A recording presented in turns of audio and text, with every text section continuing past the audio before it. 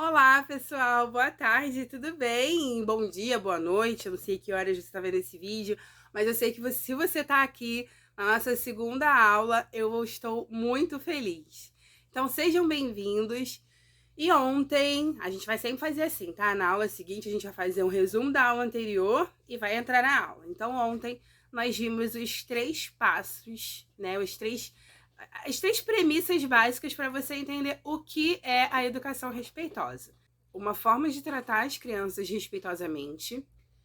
A educação respeitosa também é muito mais sobre como você reage àquele comportamento do que o comportamento da criança em si. E a educação respeitosa também é paciência e insistência, certo? E como eu te falei ontem, hoje eu vou te trazer aqui algumas bases básicas da vida humana para falar sobre educação respeitosa. Por que que isso é necessário? Porque a primeira coisa que a gente tem que entender é o primeiro ponto. Qual é o primeiro ponto? Tratar as crianças respeitosamente, a educação respeitosa, tem muito mais a ver com a forma com a qual eu me comporto diante das situações. Então, por exemplo, o meu filho está gritando, berrando no shopping. Eu tenho algumas formas de reagir a isso, certo? Eu tanto posso reagir falando com ele, pegando forte no braço, ameaçando, dizendo que nunca mais a gente vai voltar no shopping, que era para ele calar a boca agora, senão ele nunca mais vai voltar aqui, vai voltar no shopping.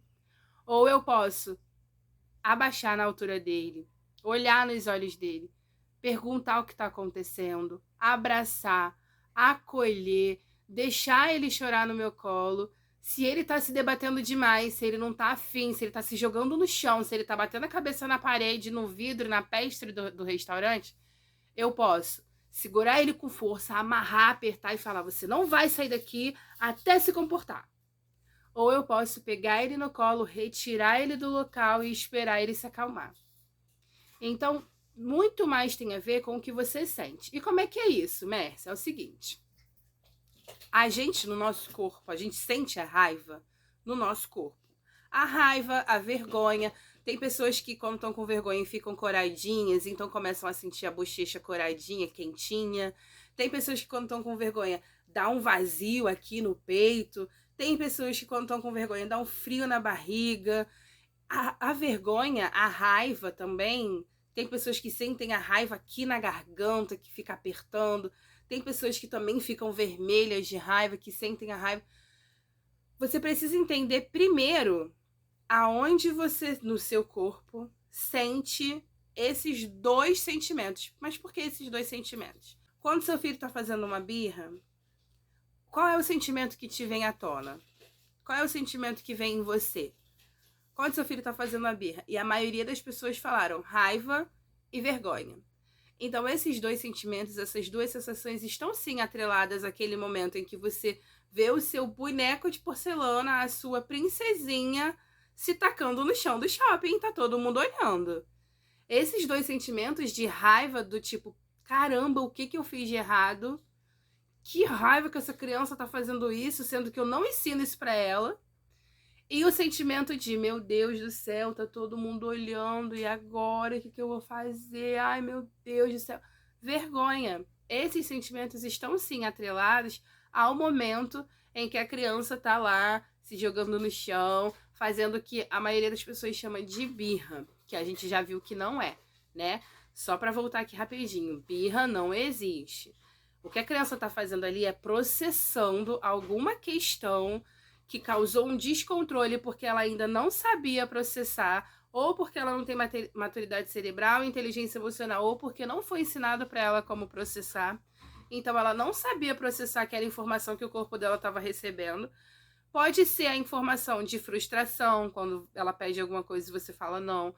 Pode ser a frustração de quando vocês estão passando por um corredor do mercado e ela viu uma coisa, mas você está com pressa e precisa sair correndo. Você não falou o não propriamente dito, mas você não atendeu, né? Ela queria ver aquela coisa, poxa, caramba, eu queria tanto ver aquela coisa e não pode, tem que ir correndo.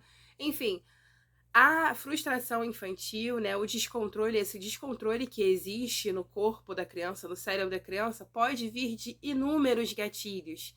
E isso também é muito importante para você entender nessa aula. Quais são os gatilhos do seu filho, né? Então, por exemplo, o meu filho, que além de tudo é TEA, ele tem aversão a barulhos muito altos, mas são alguns barulhos. Com outros ele está aprendendo a lidar e outros não. Por exemplo, buzina de moto. Cristiano tem pavor de buzina de moto. Pavor. A moto passa buzinando, ele se treme, se agarra na minha perna, ele tem pavor. Então, se eu saio com ele, eu evito ao máximo ficar perto de uma moto ou ficar perto da beira da estrada. Por exemplo, se eu estou na beira da estrada esperando um ônibus, toda vez que passa uma moto, eu já tô de mãozinha dada com ele, meio que abraçadinha, porque se vier a buzina, eu já antecipei o acolhimento. Então, ele sabe que eu tô ali. E, gente, acreditem, isso foi reduzindo drasticamente as crises que o Cris tinha por causa de buzinas de moto. Isso eu tô dando um exemplo, tá? Outra coisa é aniversário, na hora do parabéns. O Cristiano tinha também pavor. Teve um aniversário que a gente foi recentemente, todo mundo se reuniu na mesa do bolo para bater parabéns. Quando começou o parabéns, o Cristiano desceu no meu colo em questão de segundos, assim, milésimos de segundo.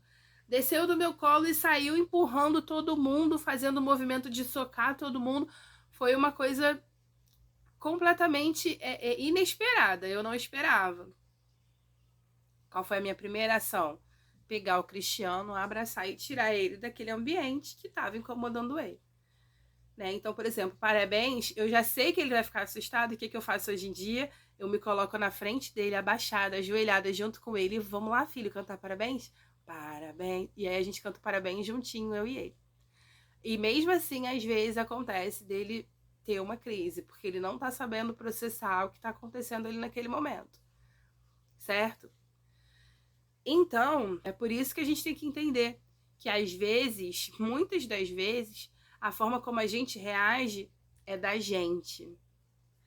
Agora, voltando à questão humana, né? A forma como o meu avô fez com o meu pai, provavelmente é a forma com a qual o meu pai vai fazer comigo. E possivelmente é a forma como eu vou fazer com meu filho. Isso é um ciclo parental, né? É um ciclo parental que vai girando, girando, girando e que você pode continuar perpetuando ou você pode escolher romper esse ciclo. Você pode escolher romper. Então, assim, eu apanhei e tô aqui muito bem, tá mesmo? Será? Será que você consegue dizer não? Sem culpa na consciência. Sua irmã te pede alguma coisa, você vira e fala, olha, não tô afim, hoje não. Você consegue dizer não pro seu chefe? Quando você não tá afim ou disposto, quando ele te pede algo que não é da sua alçada, você consegue virar pra ele e dialogar com maturidade? Olha só, seu João, nome fictício. Olha só, seu João, isso daqui não é da minha função, não é do meu cargo, eu não vou fazer. Desculpa, eu espero que o senhor compreenda. Você consegue fazer isso? Ou então, eu ficava de castigo sentada, ajoelhada no milho e não morri. Tô aqui muito bem, super independente. É mesmo super independente? Você consegue ter uma relação afetiva saudável com as pessoas ao seu redor? Ou você precisa ficar o tempo todo buscando empatia, buscando amor, com aquela necessidade de se sentir notada, de se sentir amada de todos os lados? Aí tem uma frase que me falam, até que eu sou a senhora terapia, que é justamente essa. Uma frase não, uma palavra. Terapia. Minha gente, terapia. Entender os seus traumas passados, principalmente nessa relação parental, mãe, filho, pai, filho, mãe, filha, pai, filha, é extremamente importante para você entender quem você é hoje como mãe, como pai, como professora, para você entender o que te fez ser do jeito que você é e como você pode ou quebrar esse ciclo ou perpetuar também. De repente, sua família era super maneira e, sem saber, estavam fazendo a educação respeitosa com você. Porém, o mais importante que a gente tem que lembrar aqui é: o que fizeram comigo é tendencioso de que eu faça com o outro. E nem sempre pode ser assim. Então você precisa entender quem é você, como você lida com a raiva, como você lida com a vergonha, por que que você tem vergonha daquilo, por que que você tem raiva daquilo outro. E a melhor forma de você conseguir entender tudo isso é a terapia, tá?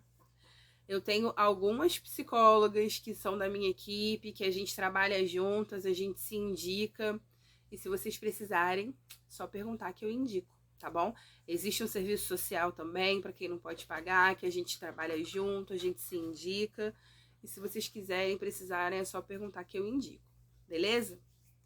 Então, hoje, nessa aula de hoje, o básico é esse. Tentar entender as bases humanas. Você como ser humano, né? Quando você se percebe como ser humano, com as suas manias, com seus erros, com seus acertos, com os seus acertos, com os seus sentimentos, quando você se percebe nesse lugar, fica muito mais fácil entender como você vai se relacionar com as pessoas ao seu redor e, consequentemente, como você se relaciona com as suas crianças, certo?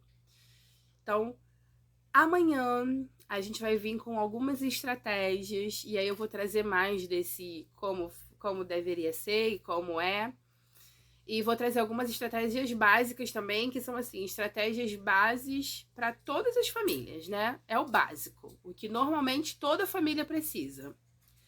Porém, sempre relembrando que o atendimento parental, ele é personalizado de acordo com o que a sua família precisa, de acordo com o que você traz para mim, beleza?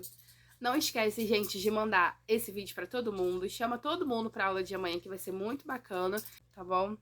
Se você tem alguma dúvida, não esquece de deixar aqui nos comentários ou me chama lá no direct do Instagram, meu Instagram tá aqui embaixo.